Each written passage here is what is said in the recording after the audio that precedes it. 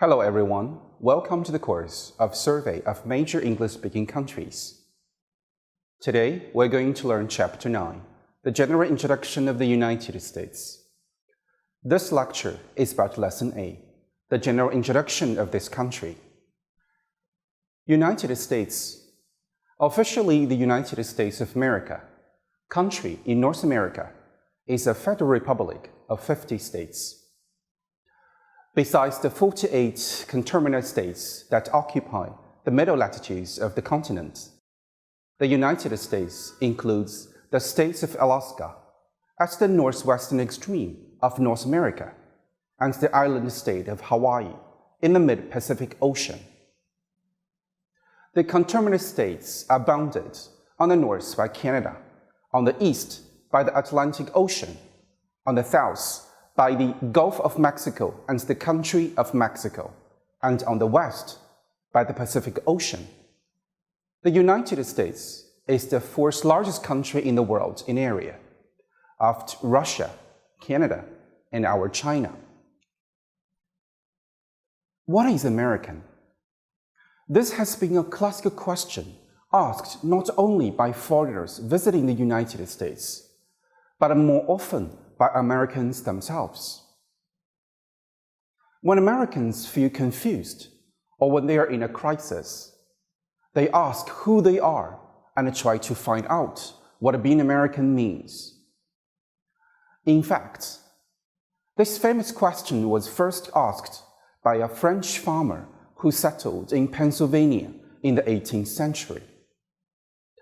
This French farmer published a book in London entitled Letter from an American Farmer, in which he posed this question and asked it himself.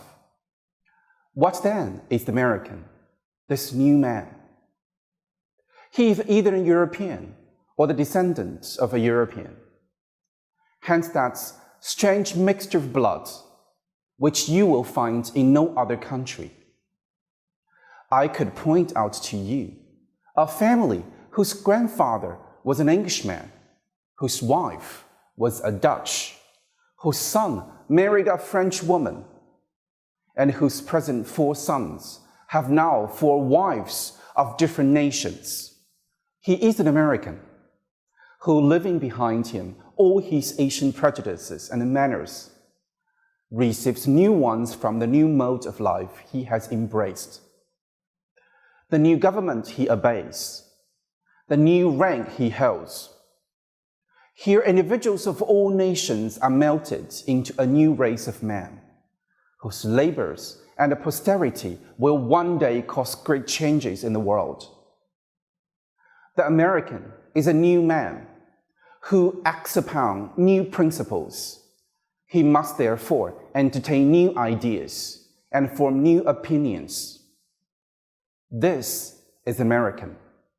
According to this farmer, the American in those days has the mixed blood of European or their descendants without taking into consideration other nationalities, such as the American Indians and American blacks. Today, the picture of America is more complex. In American families, there may be son-in-law or daughter-in-law with European descendants or African Americans or Asian immigrants, although these mixed blood families of whites with other blacks of Asians are in the minority. The major characteristic of the United States is probably its great variety. Its physical environment ranges from the Arctic to the subtropical, from the moist rainforest to the arid desert, from the rugged mountain peak to the flat prairie. Although the total population of the United States is large by world standards, its overall population density is relatively low. The country embraces some of the world's largest urban concentrations, as well as some of the most extensive areas that are almost devoid of habitation. The United States contains a highly diverse population. Unlike a country such as China, that's largely incorporated indigenous peoples. The United States has a diversity that to a great degree has come from immense and extensive global immigration.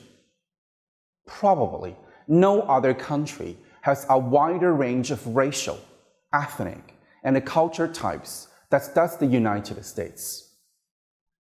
In addition to the presence of surviving Native Americans and the descendants of Africans taken as slaves to the New World, the national character has been enriched, tested, and constantly redefined by the tens of millions of immigrants who, by and large, have come to America, hoping for greater social, political, and economic opportunities than they had in the places they left. The government of the United States is that of a federal republic set up by the Constitution of the United States, adopted by the Constitutional Convention of 1787. There is a division of powers between the federal government and the state governments. The federal government consists of three branches: the executive, the legislative, and the judicial. The executive branch is headed by the president, who must be a natural-born citizen of the United States, at least 35 years old, and a resident of the country for at least 14 years. A president is elected indirectly by the people through an electoral system to a 4-year term, and is limited to 2 elected terms of office.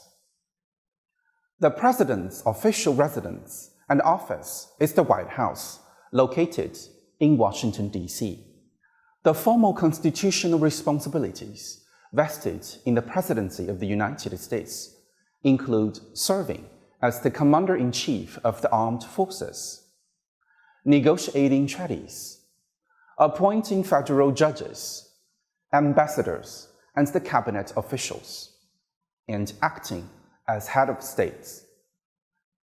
In practice, presidential powers have expanded to include drafting legislation, formulating foreign policy, conducting personal diplomacy, and leading the president's political party.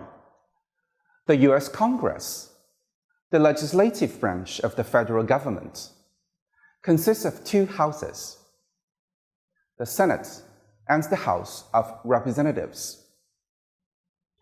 Powers granted by Congress under the Constitution includes the power to levy taxes, borrow money, regulating interstate commerce, impeach and convict the president, declare war, display its own membership, and determine its rules of procedure. The judicial branch is headed by the Supreme Court of the United States, which interprets the Constitution and the federal legislation.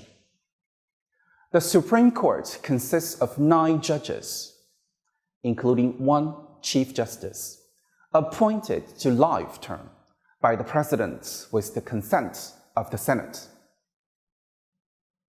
It has jurisdiction over the lower federal courts and over state courts if a federal question is involved. It also has original jurisdiction in cases involving foreign ambassadors, ministers, and consuls. The United States is the world's greatest economic power, measured in terms of gross domestic product, that is GDP. The nation's wealth is partly a reflection of its rich natural resources and its enormous agricultural output, but it owes more to the country's highly developed industry, despite its relative economic self-sufficiency in many areas. The United States is the most important single factor in the world trade by virtue of the sheer size of its economy. Its exports and imports represent major proportions of the world total. The United States also impacts on the world economy as a source of and as a destination for investment capital. the country continues to sustain an economic life that is more diversified than any other on earth, providing the majority of its population with one of the world's highest standards of living. The United States is relatively young by world standards.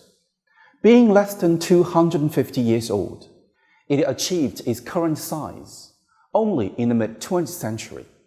America was the first of the European colonies to separate successfully from its motherland, and it was the first nation to be established that sovereignty rests with its citizens and not with the government. In this first century and a half, the country was mainly preoccupied with its own territorial expansion and economic growth. In the 20th century, the United States emerged as a world power, and since the Second World War, it has been one of the preeminent powers. It has not accepted this mantle easily, nor always carried it willingly. The principles and ideas of its founders have been tested by the pressure and international tension. The United States still offers its residents opportunities for unparalleled personal advancements and wealth. However, the exhaustion of its resources, the contamination of its environment, and the continuing social and economic inequality that all threaten the fabric of the country. A country for less than 2.5 centuries, the United States is a relatively new member of the global community. But its rapid growth since the 18th century is unparalleled. The early promise of the New World as a refuge and a land of opportunity was realized dramatically in the 20th century with the emergence of the United States as a world power. With a total population exceeded only by those of China and India, the United States is also characterized by an extraordinary diversity in ethnic and racial ancestry. A steady stream of immigration, notably from the 1830s onward. 60 million people immigrated to United States shores in the 18th and the 19th centuries. Many were driven, seeking escape from political or economic hardship, while others were drawn by our demand for workers, abundant natural resources, and expensive, cheap land. Most arrived hoping to remark themselves in the New World. Americans also have migrated internally with great vigor, exhibiting a restlessness that thrived in the open lands and on the frontier. Initially, migratory patterns ran east to west, and from rural areas to cities. Then in the 20th century, from the south to the northeast and the Midwest.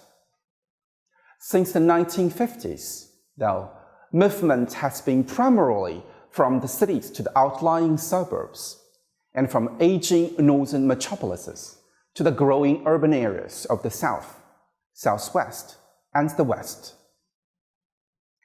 At the dawn of the 21st century, the majority of the United States population had achieved a high level of material comfort, prosperity, and security. Nonetheless, Americans struggled with the unexpected problems of relative affluence, as well as the persistence of residential poverty, crime, drug abuse, affordable energy sources, urban sprawl, voter apathy, pollution, high divorce rates, AIDS, and excessive litigation remained continuing subjects of concern, as were inequality and inadequacy in education and managed healthcare. Among the public policy issues widely debated were abortion, gun control, welfare reforms, and capital punishment. Many Americans perceive social tension as the product of their society's failure to extend the traditional dream of equality of opportunity to all people. Ideally, social, political, economic, and religious freedom would assure the like treatment of everyone, so that all could achieve the goals in accordance with their individual talents, if only they worked hard enough. This strongly held belief had united Americans throughout the centuries. The fact that some groups have not achieved full equality troubles citizens and policymakers alike. The United States is home to many cultures and a wide variety of ethnic groups, traditions, and values. Aside from the Native American, Native Hawaiian, and Native Alaskan population, nearly all Americans or their ancestors settled or immigrated within the past 5 centuries.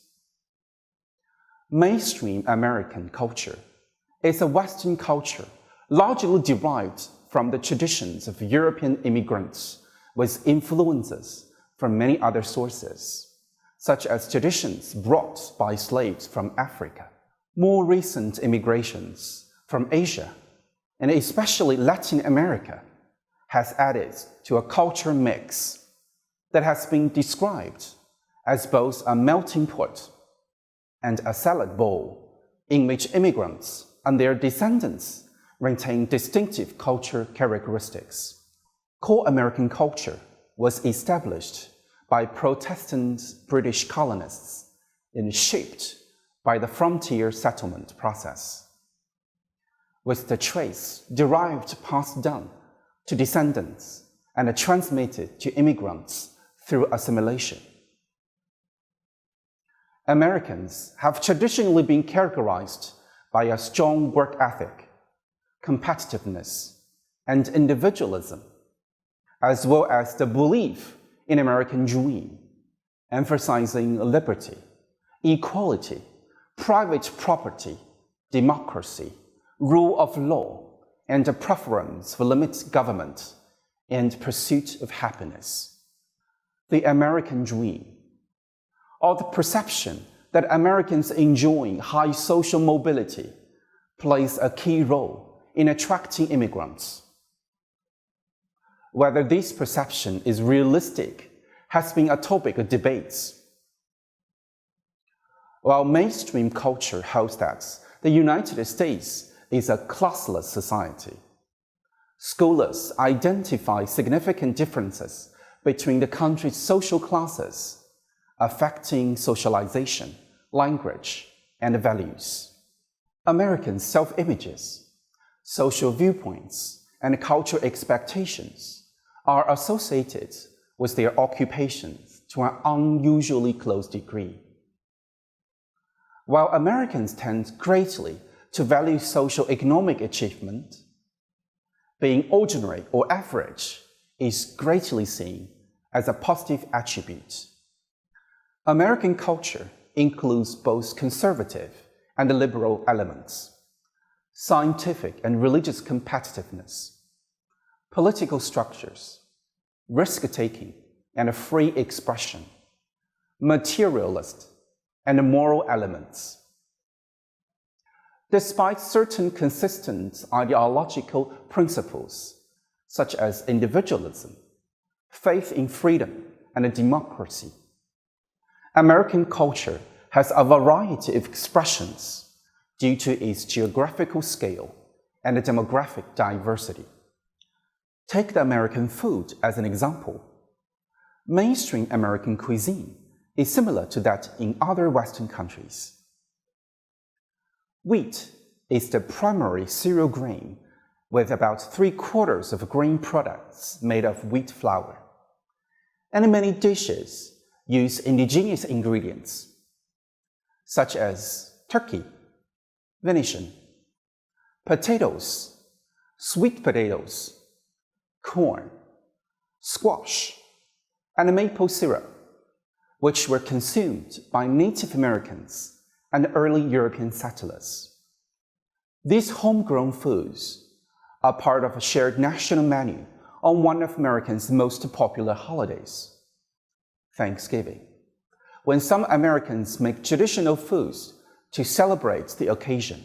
Characteristic dishes such as apple pie, fried chicken, pizza, hamburgers, and hot dogs derive from the recipes of various immigrants. French fries, Mexican dishes such as burritos and tacos, and pasta dishes freely adapted from Italian sources are widely consumed. Americans drink 3 times as much coffee as tea. Marketing by US industries is largely responsible for making orange juice and milk ubiquitous breakfast beverage. American eating habits owe a great deal to that of the British culinary roots, with some variations. Although American land could grow newer vegetables that Britain could not, most colonists would not eat these new foods until accepted by Europeans. The American fast food industry, the world's largest, pioneers the drive-through format in the 1940s. Fast food consumption has sparked health concerns. During the 1980s and 1990s, Americans' calorie intake rose 24%. Frequent dining at a fast food outlet is associated with what public health officials call the American obesity epidemic. Highly sweetened soft drinks are widely popular, and sugared beverages account for 9% of American calorie intake.